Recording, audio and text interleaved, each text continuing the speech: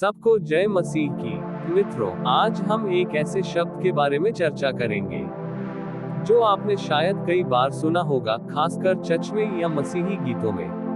वो शब्द है हल्लेलुया।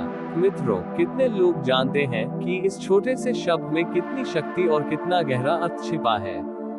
आज हम इसी को समझने वाले हैं और मैं आपको विश्वास दिलाता हूँ, यह संदेश आपके जीवन में एक नई ऊर्जा और समझ लेकर आएगा। सबसे पहले आइए इसके अर्थ को समझें। हल्लेलुया एक हिब्रू शब्द है। यह दो शब्दों से मिलकर बना है। पहला शब्द है हल्लेलु, जिसका अर्थ है स्तुति करो या जय जयकार करो। दूसरा शब्द है याह, जो यहोवा या परमेश्वर का संक्षिप्त रूप है। तो हल्लेलुया का सीधा अर्थ है परमेश्वर की स्तुति करो या परमेश्वर की जय जयकार करो। ये सिर्फ एक शब्द नहीं है, बल्कि एक घोषणा है, एक आह्वान है, एक पुकार है जो हमें अपने सृष्टिकर्ता की महिमा करने के लिए बुलाती है। जब हम हल्लेलुया कहते हैं तो हम सिर्फ अपनी जुबान से नहीं बोलते, बल्कि अपने पूरे अस्तित्व से परमेश्वर की बड़ाई करते हैं। अब सवाल यह उठता है कि हम हल्लेलुया क्यों कहें? मित्रों, इसके कई कारण हैं और बाइबल हमें स्पष्ट रूप से बताती है। भजन संहिता 150:6 कहता है, जो कुछ सांस लेता है वह यहोवा की स्तुति करे। हल्लेलुया। परमेश्वर योग्य है कि हम उसकी स्तुति करें। वह हमारा सृष्टिकर्ता है, हमारा उद्धार करता है, हमारा पालक है। उसने हमें जीवन दिया, उसने हमें सांस दी। उसने हमारे लिए अपने इकलौते पुत्र यीशु मसीह को क्रूस पर बलिदान होने दिया ताकि हम अनंत जीवन पा सकें।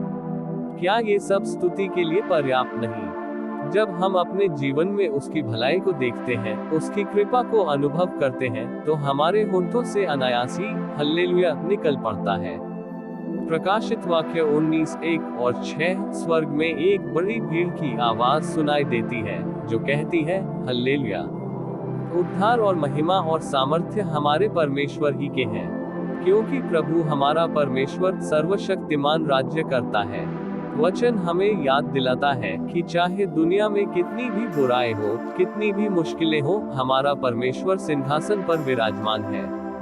वह सर्वशक्तिमान है और वह हमेशा नियंत्रण में है। जब हम हल्लेलुया कहते हैं तो हम अपनी आशा को परमेश्वर में रखते हैं, यह जानते हुए कि उसकी योजनाएं उत्तम हैं और अंत में उसकी ही विजय होगी। मित्रों, शैतान को हमारी उदासी पसंद है, हमारी शिकायतें पसंद हैं। लेकिन जब हम परमेश्वर की स्तुति करते हैं, जब हम हल्लेलुया कहते हैं, तो शैतान का प्रभाव कम हो जाता है। स्तुति एक हथियार है। यह शैतान की चालों को तोड़ती है और परमेश्वर की उपस्थिति को हमारे जीवन में आमंत्रित करती है। जब आप उदास हो, चिंतित हो या भयभीत हो, तो हल्लेलुया कहकर देखिए। यह आपके अंदर एक बदलाव लाएगा।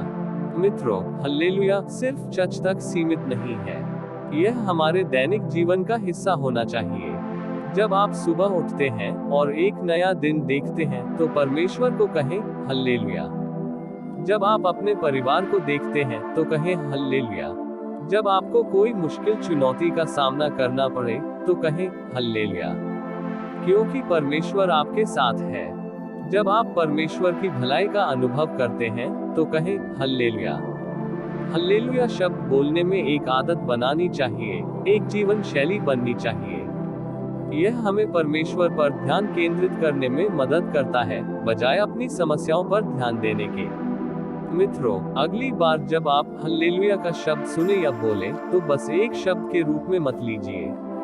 इसके पीछे के गहरे अर्थ और शक्ति को महसूस कीजिए। यह परमेश्वर की स्तुति का एक शक्तिशाली उद्घोष है, एक आशा की घोषणा है और शैतान के विरुद्ध एक हथियार है। आइए हम सब मिलकर इस जयगान को गाएं, अपने जीवन में, अपने घरों में और हर जगह जहां हम जाते हैं। क्या आप आज से हल्लेलुया कहने के लिए तैयार हैं? अगर हाँ, तो कमेंट्स में हल्लेलुया जरूर टाइप करें। इस संदेश के लिए वीडियो को एक लाइक जरूर करें। परमेश्वर आप सभी को आशीष दे। आमीन।